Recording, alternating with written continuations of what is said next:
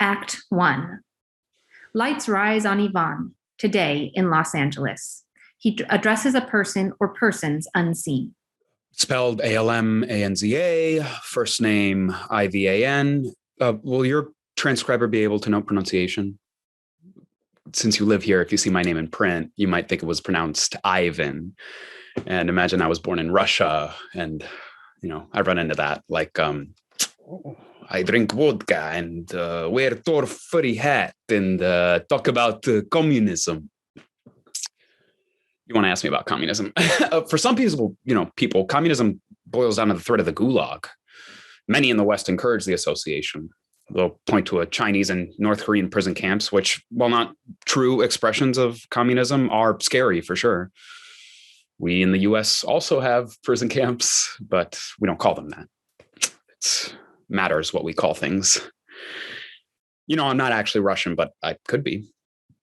I want to stress I could be Russian because what happened to my family is ordinary. It could have happened anywhere in the world, and it still happens all over the world. Even if I were Russian, you wouldn't call me Ivan. Over most of planet Earth, Ivan is pronounced Ivan. You've watched my family and me for years, so you're under the impression that you know me, and all this time you've been calling me by the wrong name. My point is, don't believe them. They're all full of shit. Context is everything. Nobody has time for context. No, I'm not a communist. The light on Ivan fades as a practical light on the stand clicks on, revealing Alaya. Facing her, a tripod. Maria Elena sits in a chair beside it, holding a cell phone. Beth stands nearby, adjusting a diffuser. Okay. How are we doing? I think we're good.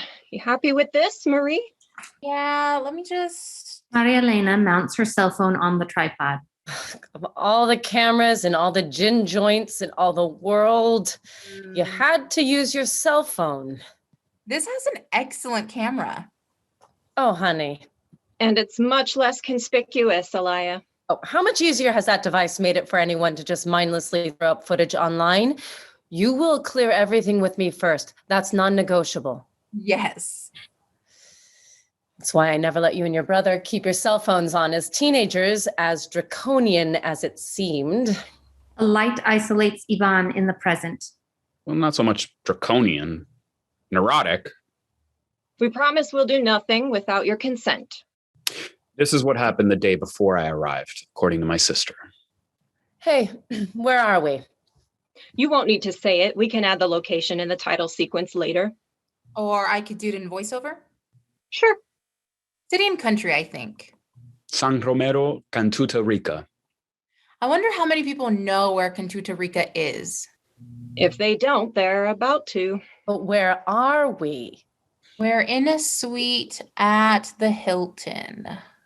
The infamous Hilton. It's been 15 years. It's gonna be fine. That's not what I asked. You'd hardly believe this is the same place. Tell that to my nervous system. I mean, I don't know what I was expecting. Did you see the bar downstairs? There's a 6-flight coffee tasting menu. Where? They had a sandwich board out. It's right off the memorial atrium. The plaque on the wall reads, in Spanish and English, "This memorial was erected in honor of the glorious uniformed fallen who fought to restore the peace." I thought we could take Ivan when he gets here. When's he getting here? Tomorrow morning. I didn't join them on the private plane. I flew commercial. Ivan, huh? Going by Ivan now. Okay. Ivan or Ivan makes no difference to me. I just thought since he likes coffee. My brother wouldn't be caught dead drinking that. He's way too much of a snob. I was going to say communist. No, you weren't. I'm not a communist. He's got his principles. Oh, he's much too principled to set foot in a place where goods are exchanged for currency. Or on any jet we charter, for that matter. I thought Ivan was a socialist. In my experience at 24, the distinction is fairly meaningless. Whatever. He won't be going to the hotel bar for his coffee. If you want the United States to be your boyfriend, equate socialism with communism. While you're at it, substitute Leninism for communism and Stalinism for Leninism. Stalinism, of course, is Marxism. And Marx, with his big white beard, is a bizarro Santa Claus who wants to take all your sugar plums away so that everyone on Earth will be equally miserable.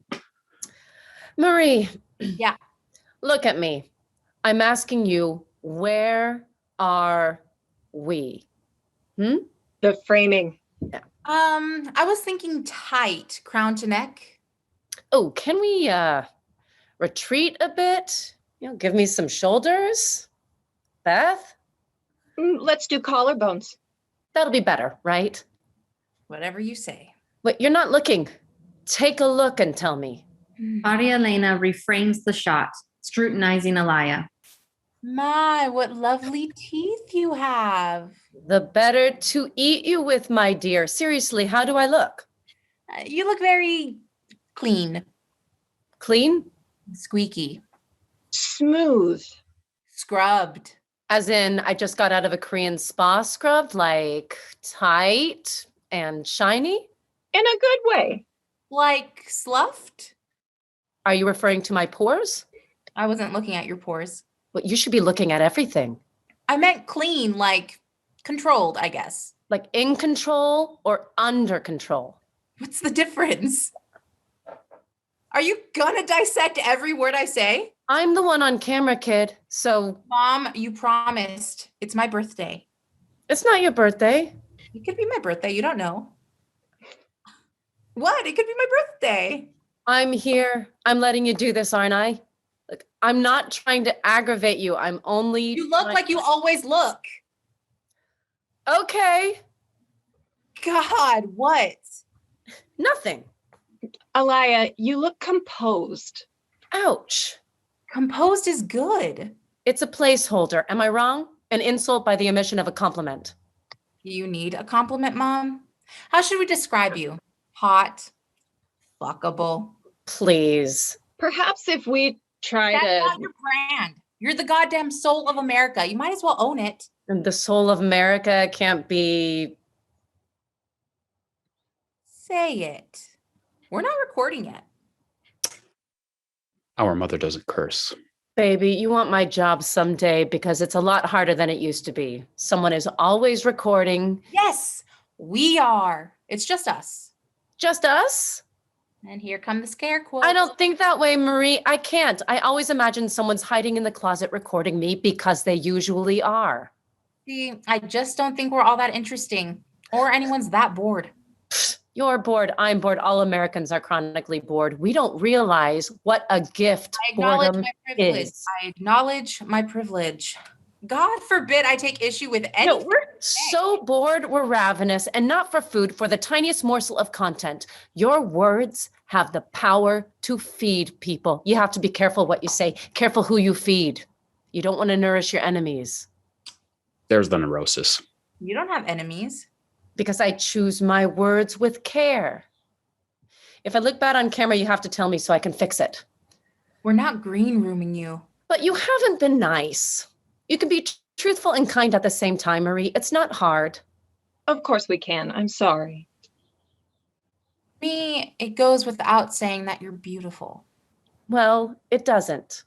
She still hasn't said it. You're beautiful. Jesus. All right.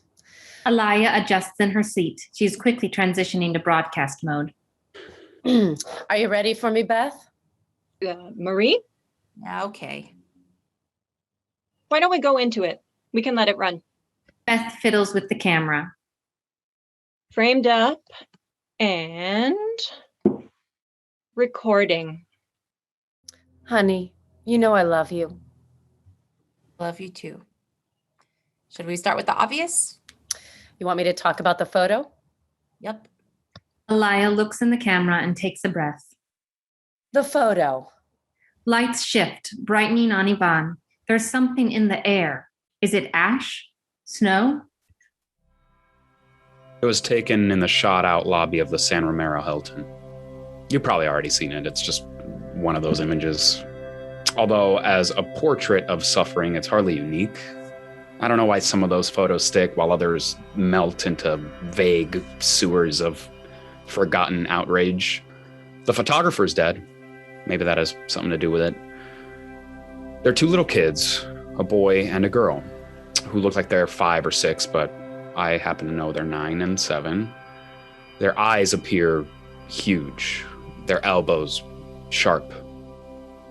It's easy to see there's already something very wrong with these kids, in advance of the very wrong thing that happened right before the click of the shutter.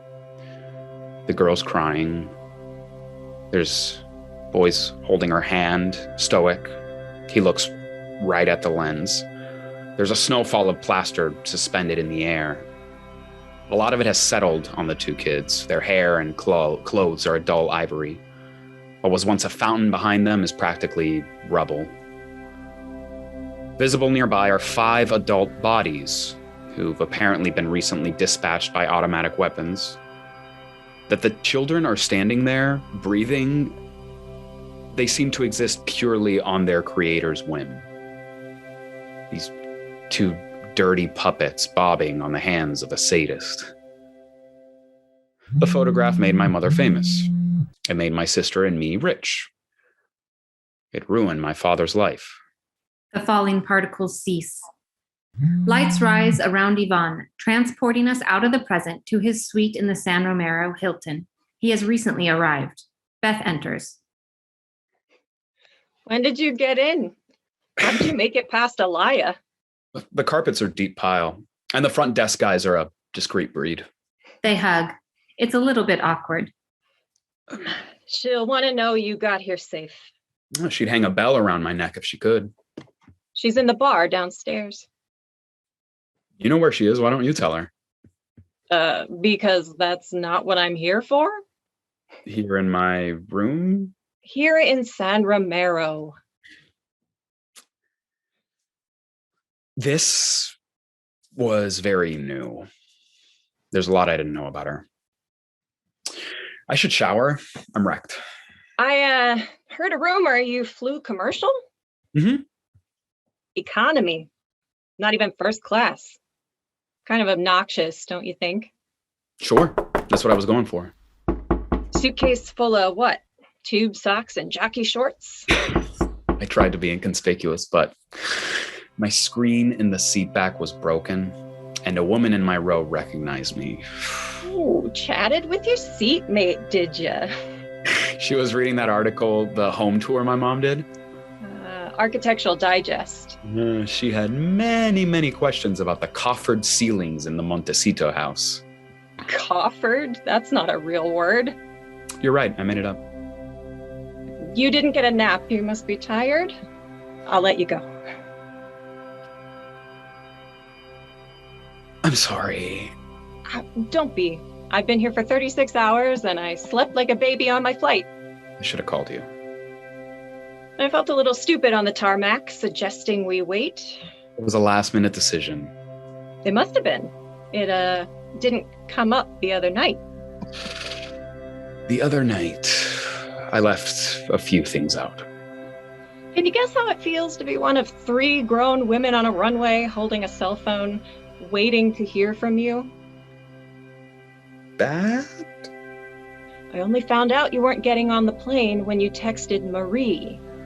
On the upside, the icebox was stuffed with Pamplemousse La Croix. I think most people call it LaCroix. That doesn't make it right. Why'd you come here at all? I wasn't going to. That sounds shitty. I was on the fence about it. It's hard to say no to my mother. That's why you stood us up at the airport. What about your sister? What about her? The reason we're here, re-traumatizing Alaya, Marie's documentary. That's Marie's thing. And Mom will be fine. The doc is about her. The doc is about your family, and Marie's counting on you to participate. You don't seem concerned about me, that I might be re-traumatized. I've never heard you mention the coup, the violence. Is that why you didn't want to travel here? I have no real memories of the war. I was a toddler. Weren't you 9 when you were evacuated?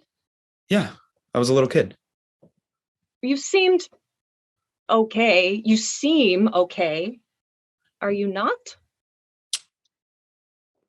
We really didn't know each other very well. I'm trying to be sensitive to... Yeah, I'm fine. I'm just saying, you're on my mom's payroll, and obviously I'm not your priority. Or I can't be. Really? Really? Were you aware that you were shaking your head no? What?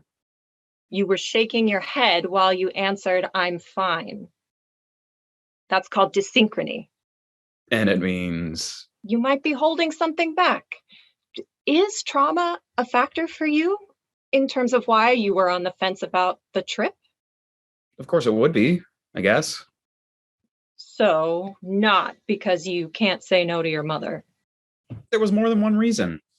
Listen, I'm not on board for the documentary, haven't signed on to it, I didn't come here for it. I also take exception to the trappings. The trappings? Oh, the private plane, the transcontinental odyssey, the eventual media interviews, the word from our sponsors, the whole enterprise. I object to the concept of enterprise in general. This can't be news to you. If you don't care about the documentary, what are you doing here? I care about other things. And people. I care about people. You want me to ask what people you care about. So you can say you care about your mother and your sister, and then you can look at me significantly like that.